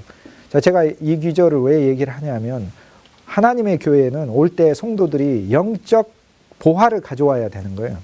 헌금뿐 아니라 쉽게 얘기해서 믿음과 기쁨과 주님 안에서의 살아있는 간증을 가져와야 되는 거죠. 그것이 바로 영적 보화예요. 그걸 내놓아야 되는 거예요. 가장 첫 것을 드려라, 11조. 가장 내가 한 주 누렸던 최고의 기쁨의 누림을 주일날 와서 서로에게 주어야 하는 거예요. 그런데 전부 다 올 때 사망에 가득한, 사망의 음침한 골짜기를 걸었던 그 사망을 가득 싣고 와서 주위에 사망을 다 풍겨대고 있고 이렇게 하고 그러고, 그리고는 본인이 사망을 더 품으면서 왜 우리 교회는 사랑이 없어, 우리 교회는 뭐 서로 뭐가 없어, 이렇게 얘기하고. 그러면 없어요. 맞아요. 사람에게는 없어요. 그리스도에게 있지. 교회 안에서 영적 교통의 문제를 보는 것은 이것은 좋다. 참으로 달콤하다는 것. 다른 사람의 믿음이 견고해짐으로 나의 믿음이 견고해지는 것이죠. 우리가 하나님의 사역을 하다 보면 내 스스로의 혼자의 힘으로는 결코 내 신앙이 설 수 없다는 사실을, 목회자도 그래요. 성도의 영적 생명을 통해 목회자도 양식을 공급받는 거예요. 13절에 내가 너희에게 여러 번 가고자 한 것을 너희가 모르기를 원치 아니하노니. 자, 이 말씀은 2000년 전의 말씀으로만 읽으면 안 돼요. 하나님의 말씀은 사도들을 통해 어느 우리 심령에까지 오기를 하나님은 원하신다는 거예요. 그런데 이 길이 복음의 내 한 중심까지, 로마가 어디 있어요? 로마가 내 마음이 로마죠. 내 마음이 로마지 어디가 로마예요? 이곳이 바벨론 신상이 서 있는 곳이고 진짜 영적 바벨론이고, 내 마음이 로마죠. 이것이. 그 로마 황제가 누구예요? 아우구스투스가. 나죠. 나지. 누가 아우구스투스예요? 내가 아우구스투스지. 내가 왕하고 있을 때 예수님이 태어나신 거예요. 예수님 왕하시겠다고. 그런데 나는 예수님이 베이비라고 깔보고 있는 거예요. 오히려 나는 일생 동안 살면서 거기에 어설프게 복음을 어설프게 알면 헤로도 왕이 돼 있어요. 헤로도 왕이 어디 사람이에요? 에돔 사람이죠. 에돔은 어디 사람인가요? 에서의 후손이 에돔 사람이에요. 아브라함에게 이스마엘이 있고, 이스마엘은 하갈에서 난 것이라 율법의 생활이 이스마엘이지만, 아브라함은 이삭을 낳고 이삭에서는 야곱과 에서를 낳았어요. 이삭은 그리스도이기 때문에 에서는 그리스도인을 가리켜요. 다른 그리스도인이 아니에요. 그리스도를 알고 그리스도를 믿는 그리스도인이에요. 그런데 에서는 몸에 붉은 털이 가득하더라. 이 털을 자랑하고 광야에서 활 쏘는 일에 즐거워하고 온천에서 목욕하고 그의 자손들은 높은 세일산인에 가서 거하면서 약속의 땅에 있지 않는 자. 그러니까 예수 그리스도를 믿기는 믿되 열심히 믿되 자기의 성취를 위해서 믿는 자예요. 그러니까 내 안에 그리스도가 이루어지는 거하고는 관계가 없이 그냥 나의 욕망과 욕구를 위해 믿는 것이 에서 자손인 거예요. 그런데 그 에서 자손 중에서 다윗 같은 이가 에돔을 복속해 놓지만 그러나 우리 속에 어리석은 그리스도 예수의 말씀이 우리 속에 선지자여 왕 노릇을 제대로 하지 못하면 어느새 내 속에 있는 에돔 기운이 스멀스멀 자라나가지고 안티파르라는 족장이 나오고 그 다음에 안티파스라는 족장이 나오고 안티파르라는 왕 분봉왕이 나오고 나중에는 이것이 대대손손 헤롯을 낳았고 헤롯의 그 쪼개진 아들까지 다 나를 지배하는 내가 갈릴리인데 그리스도 예수가 내 곳곳에 와서 복음을 전하셔야 되고 나한테 오병이어를 베푸셔야 되고 나의 눈먼 거를 고치셔야 되는데 그런데 나를 쪼개서 지배하는 나 자체가 왕이 돼 있다 그 얘기예요. 그러니까 예수님 탄생하실 때 헤롯이 대왕하고 있었다 이 이야기는 한 면에서 우리 안에 있는 종교적인 본성이 얼마나 그리스도를 대적하고 있는가. 종교와 신앙과 그리고 세속이 하나가 결합된 그 체제가 우리 안에 참 복음이 들어서는 것을 방해하고 있다는 걸 가리키는 거예요. 그런데 로마는 약간 달라요. 처음부터 끝까지 이방이요 세상을 말하는 거예요. 그런데 우리 한 중심에는 그게 있다는 거죠. 바울이 여기서 너희에게 내가 나아가고자 한 것이다. 그 이야기는 말씀이 너희 심령까지 들어가게 하기를 내가 원하지만 여러 번 방해가 있어서 못 갔다라는 규절을 보면 아 하나님의 말씀이 근본적으로 내 한 중심까지 오는 데 있어서 역사적으로는 많은 사람들의 희생과 수고를 거치면서 수많은 방해를 뚫고 왔다. 이런 게 하나의 측면이고 내 개인적인 측면에선 진리가 내 심령 한 복판까지 오는 데는 장애가 있을 수밖에 없다. 많은 진리를 거절하고 거역하는 이들이 있을 수밖에 없다. 그런 것이죠. 14절에 헬라인이나 야만인이나 지혜 있는 자나 어리석은 자나 헬라인과 야만인은 차이가 있는 거죠. 헬라인은 자기 지혜를 추구하며 사는 자들이고요. 야만인이다 하는 것은 언어를 모른다는 데 헬라인과 야만인의 차이는 언어를 아냐 모르냐에 달려 있어요. 그러니까 헬라인은 언어를 안다는 이야기는 세상의 학문과 지식 즉 혼으로 사는 것이고 야만인은 육으로 사는 것이죠. 자기 자신에서도 육으로 사는 것이죠. 그거는 이 사람은 즐거움과 쾌락을 위해서 사는 거예요. 헬라인이나 야만인이나 또 지혜 있는 자나 어리석은 자나 성경이 지혜라고 그럴 때는 그리스도 예수를 가리켜요. 그러니까 지혜 있는 자는 그리스도의 복음을 아는 성도를 말하는 거 어리석은 자는 하나님이 없다고 부정하는 자예요. 다 내가 빚진 자라. 자 그러므로 바울은 두 가지 빚을 지고 살죠. 사랑의 빚과 말씀의 빚, 복음의 빚을 두 개의 빚을 지고 살죠. 왜냐하면 바울이 로마서 안에서 나중에 사랑의 빚 외에는 지지 말라고 돼 있습니다. 그래서 나는 하나님 사랑을 너무 많이 받았는데 사실 우리는 이렇게 생각하죠. 사랑을 너무 많이 받아서 이 사랑에 감격해 내가 준다 이렇게 생각하는데 틀린 얘기예요. 무슨 얘기냐면 하나님이 우리에게 주시는 사랑은 두 종류가 있어요. 하나는 나보고 누리라고 준 사랑이 있고요. 내가 신앙이 조금 성숙하게 되면 다른 사랑을 하나 보게 됩니다. 무슨 사랑을 보게 되냐면 누가복음 16장에 청지기의 비유에 보면 불의한 청지기다 그러는데 이 불의한 청지기가 자기 일을 안 하니까 하나님께서 이 불의한 청지기를 소위 하나님으로 예표되는 그 주인이 심판하겠다고 그러죠. 내쫓는다고 그러니까 청지기가 그럼 내가 일을 지금부터 열심히 해야지 한다고 하는 게 가서 하는 게 뭐하냐면 당신 주인에게 얼마 빚졌습니까? 밀 100석인데요. 80인데요. 당신 주인에게 얼마 빚졌습니까? 기름 50인데요. 그랬으니까 20으로 쓰십시오. 깎아주는 일을 하고 있어요.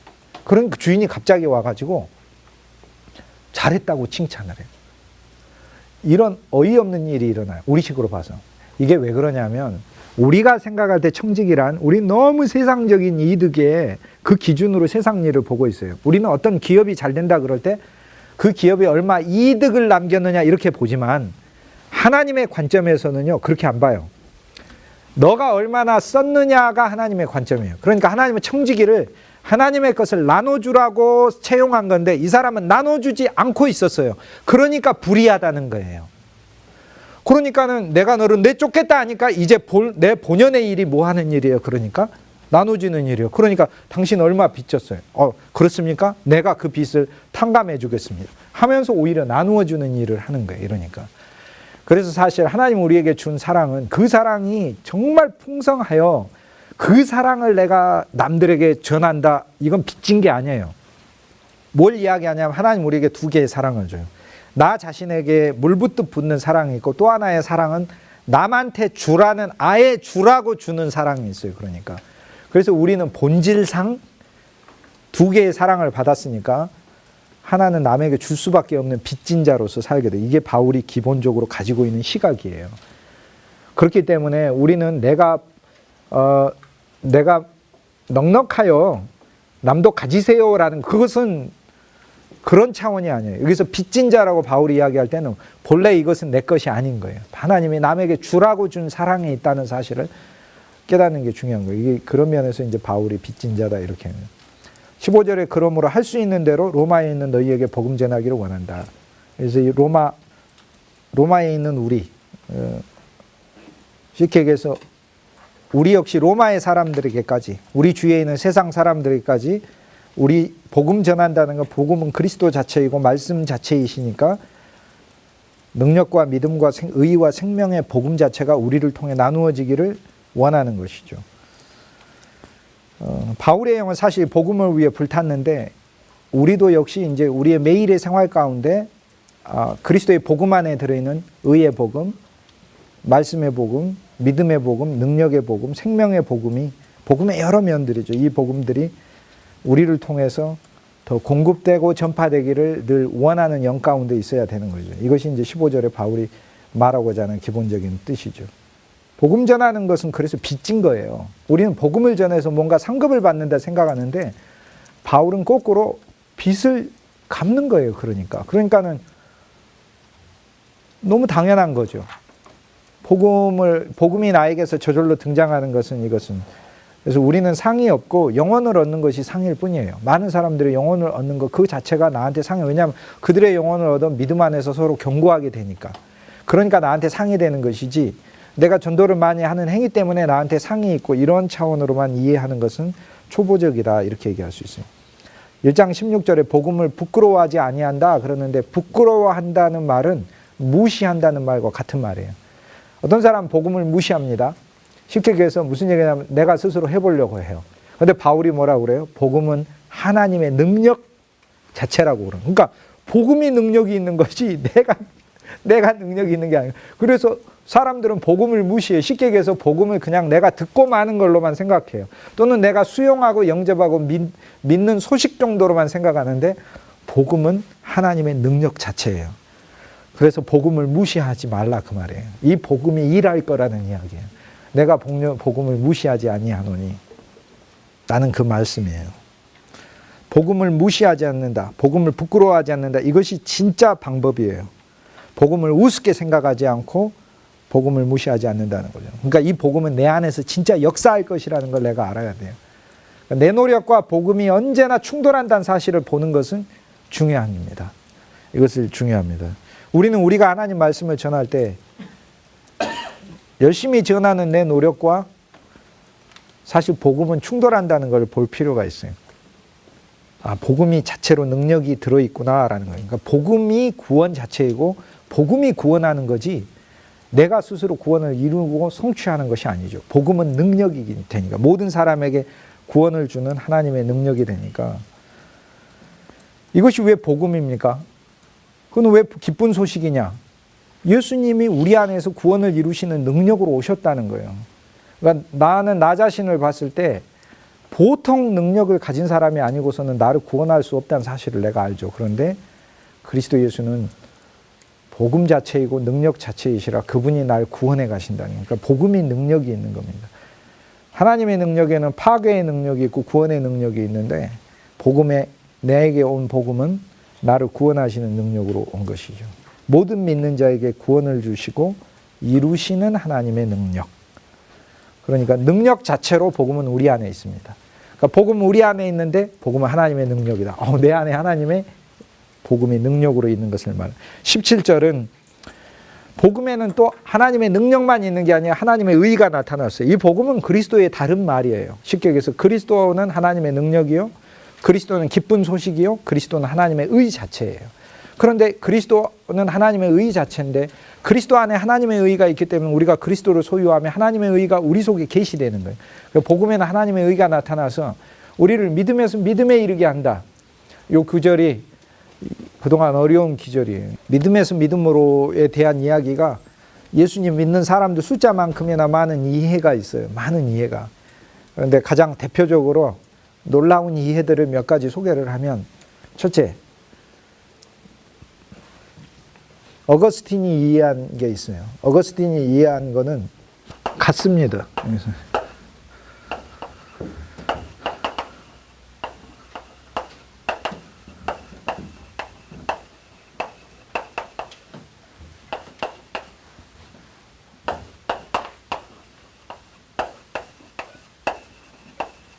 약간 좀 어려운 말인데 피데스는 헬라어로 믿음이란 뜻이죠. 인포마타, 알려진 믿음에서 피데스 포마타, 포마타는 폼, 포메이션, 형성된 믿음으로. 자, 우리는 우리 안에 알려진 믿음이 있어요. 예수님은 주인이시다, 예수님은 구주시다, 예수님은 내 생명이시다. 알려진 믿음이 포마타, 내 안에 형성된 믿음이라는 거예요. 복음이 믿음에서 믿음에 이르게 하고 하나님의 의가 믿음에서 믿음에 이르게 해요. 그러니까 결국에 믿음에서 믿음에 이르게 하는 것도 나의 일이 아니에요. 복음에 하나님의 능력이 있고 복음이 능력이 있어서 내게 알려진 믿음을 내 안에 형성된 믿음으로, 즉 나타나고 표현되는 믿음으로 만든다는 거예요. 이게 어거스틴과 루터의 개념이에요. 오리겐은 약간 달라요. 믿음에서 믿음에 이르게 한다는 것은 오리겐은 로마서의 틀 안에서 봐요. 쉽게 얘기해서 우리는 이방인으로서, 즉 로마인이죠. 하나님의 법과 율법과 말씀을 알아. 그러니까 피데스 포마타를 갖기는 한데 알아서 어떤 믿음이 되냐면 율법의 믿음을 갖게 돼요. 율법의 믿음. 그런데 그 율법의 믿음에서 결국에는 내가 할 수 없다는 사실을 깨닫고 하나님의 은혜와 그 은혜가 주는 선물인 생명이 하시는 복음으로 나아간다는 걸 가르친다는 거예요.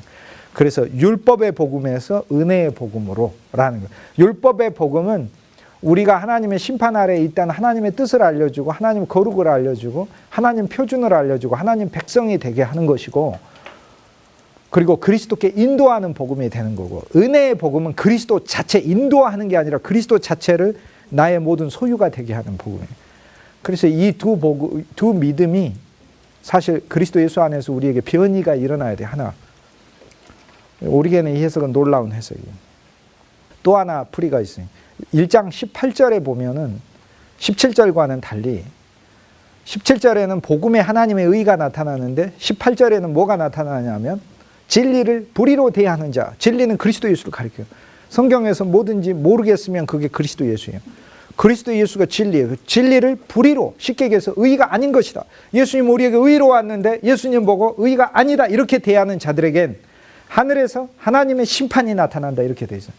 자, 16절, 17절, 18절 요 구조는 묘하게 복음이 우리에게 하늘에서부터 우리에게 나타나는 것을 가리켜요. 쉽게 얘기해서 16절에서는 복음이 하나님의 능력으로 우리한테 나타나는 거고 17절에서는 복음에는 하나님의 의가 계시되는 걸로 나타나는 거고 18절에서는 복음을 거부하는 자, 진리를 거부하는 자, 불의로 대하는 자들에게는 하나님의 의가 아니고 하나님의 진노가 하늘에서부터 나타나니 이렇게 돼 있어요.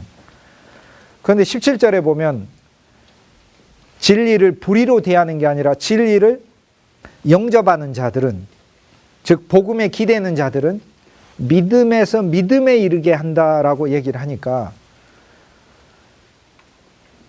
이 앞에 믿음은 그리스도의 믿음을 말해요. 그리스도의 믿음에서 우리의 믿음. 자, 로마서 4장에 보면은 예수 그리스도의 믿음의 의 이렇게 돼 있어요. 자, 그리스도를 믿는 믿음과 그리스도의 믿음 이 두 개는 다릅니다. 자, 이건 무엇을 말하냐면 우리 안에 예수님이 들어오신 예수님은 살아있는 인격체세요. 예수님은 온 우주에서 하나님을 가장 잘 믿는 분이세요. 그러니까 내 안에 그리스도의 믿음이 있어요.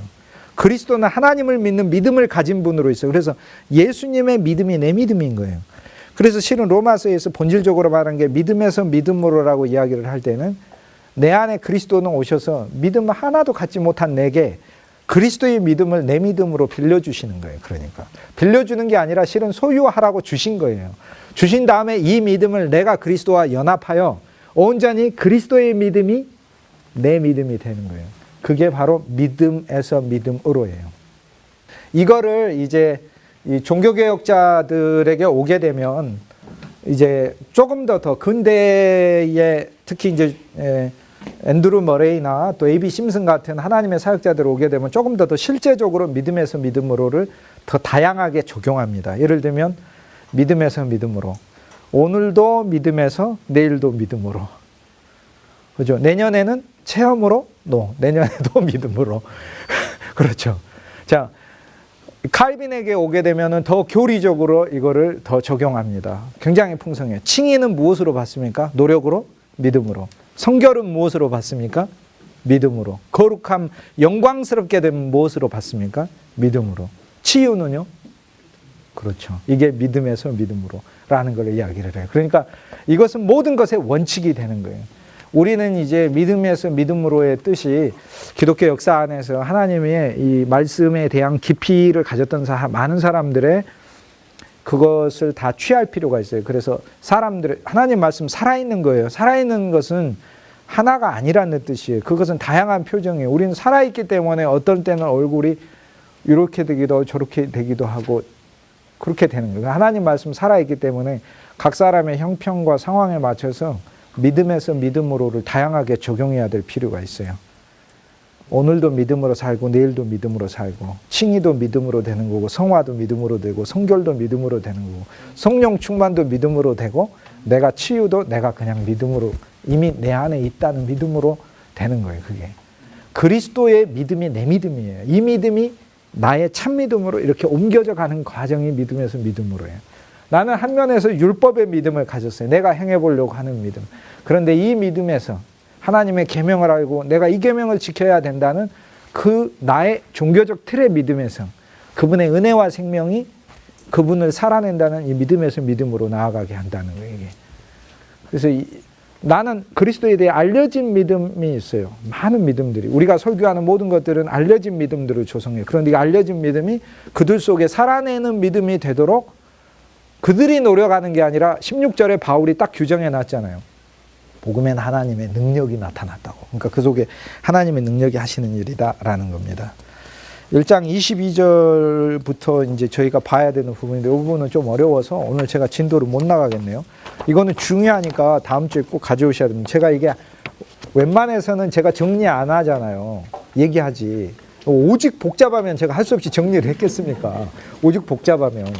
근데 집에 가서 이제 한번 읽어보시고 이게 그 신약과 구약의 전체 엄청난 그 하나님의 뜻과 경륜을 제가 이제 요약을 해가지고 로마서 1장 후반으로 이제 푸는 건데요. 그러니까 쉽게 얘기해서 이런 거죠. 구약은 하나님의 형상대로 창조됐죠. 대로가 따라인데 따라 형상을 따라 창조됐어요. 하나님의 형상이 뭐지? 빛인가? 거룩인가? 온전인가? 사랑인가? 뭐 신성인가? 바울이 골로새서 1장에서 17절에 그리스도 예수는 보이지 아니하는 하나님의 형상이시오. 그러니까 쉽게 얘기해서요. 예수님이 인간의 모습으로 2000년 전에 오신 게 아니고 우리 시간의 관점에서 예수님이 인간이 만들어지고 뒤에 오신 것 같지만 하나님이 우리 인간을 창조하실 땐 예수 그리스도가 모든 시간의 기준점이에요. 그러니까 그리스도가 인간이신 그리스도가 먼저 하나님의 계획과 섭리 아래 있고 거기에 맞춰서 우리 인간이 만들어진 거예요. 그러니까 그리스도를 따라 만들어졌는데 그리스도를 따라가 아니라 그리스도의 형상대로 하나님의 형상을 따라 하나님의 모습을 따라해. 둘 다 따라해요. 무슨 얘기냐면 하나님 자체로도 아니고 그리스도 자체로도 아니고 그리스도 형상으로 그리스도 모습으로라는 이게 구약이에요. 구약은 우리가 아무리 많이 노력해도 모습인 거예요. 근데 신약은 우리 안에 그리스도 자체를 이루시는 거예요. 그러니까 이게 유사성과 동일성의 차이예요. 그래서 창세기에서는 하나님의 형상을 따라 옛사람은 창조됐는데요. 새 사람은 하나님의 형상 자체만 될 뿐 아니라 하나님의 본질 자체까지 소유한 사람이 돼요. 그래서 갈라디아서 4장 6절에 너희 안에 그리스도 예수의 형상을 이루기까지 돼 있는데 너무나 잘못된 번역이에요. 원문에 형상이란 단어가 없어요. 너희 안에 그리스도를 이루기까지라고 돼 있어요. 그러니까 우리는 구약의 율법 아래서는 우리가 하나님과 유사해질 수는 있어요. 그리스도 예수와 유사하게 살 수는 있어요. 그런데 그리스도 예수는 우리 보고 유사하게 살으라고 오신 분이 아니고 로마서에서 이 복음은 우리 안에 그리스도를 이루려고 오신 것이다 이 얘기예요. 그러니까 우리는 유사한 삶을 사는 게 아니고 그리스도 그분 자체가 우리 속에 조성돼서 그분이 그분의 생명을 살아내는 것이 본질이다라는 게 이게 전반부 얘기고, 후반부는 하나님 없는 존재가 얼마나 삼중으로 타락했는가를 얘기를 해요. 오늘 나누어 드린 시편 1편도 제가 다음 주에 볼 건데, 이 시편 1편을 바울이 읽고 로마서 1장에 인간의 타락을 그대로 썼다는 것을 제가 연결시켜서 설명을 해드리도록 할게요. 인간이 하나님 없는 존재로서 하나님이 우리를 어느 정도까지 옛사람을 포기시켜 버렸는가. 그래서 우리가 더 이상 옛사람의 소망을 안 두도록요. 이렇게 생각하시면 돼요. 여기 지금 테이블에 이렇게 커피가 이렇게 놓여 있잖아. 이거 제 거가 아니에요. 우리 남전도사님 거예요. 근데 분명히 여기 놓여져 있어요. 그러나 이건 내 거가 아니에요. 근데 놓여져 있어. 내 거가 아니에요. 여러분 심령에 곰곰이 보면은 염려가 놓여져 있어요. 근데 여러분께 아니에요. 그건 옛사람 거예요. 매일 내 옛사람은 테이블에다가 염려라는 커피를 한 잔씩 매일 놔둬요. 내 거라고. 근데 전 얘기해요. 내 거 아닌데. 걱정도 매일 컵 한 잔씩 이렇게 매일 놓여져서 내 거가 아니에요. 그러니까 우리는 이 생명 안에서 이제 조금 더 체험할 수 있는 부분은 재밌는 거 체험돼요. 놓여져 있는데 내 거가 아닌 거. 분노도 놓여져 있어요. 근데 내 거가 아닌 걸 봐요. 질투도 놓여져 있고 욕심도 놓여져 있고 염려도 놓여져 있어요. 근데 이게 내 거가 아닌 것을 보는 거예요, 이게. 근데 그건 내 스스로는 볼 수 없고 하나님이 보게 하시는 거겠죠. 오늘 여기까지 하도록 하겠습니다. 감사합니다.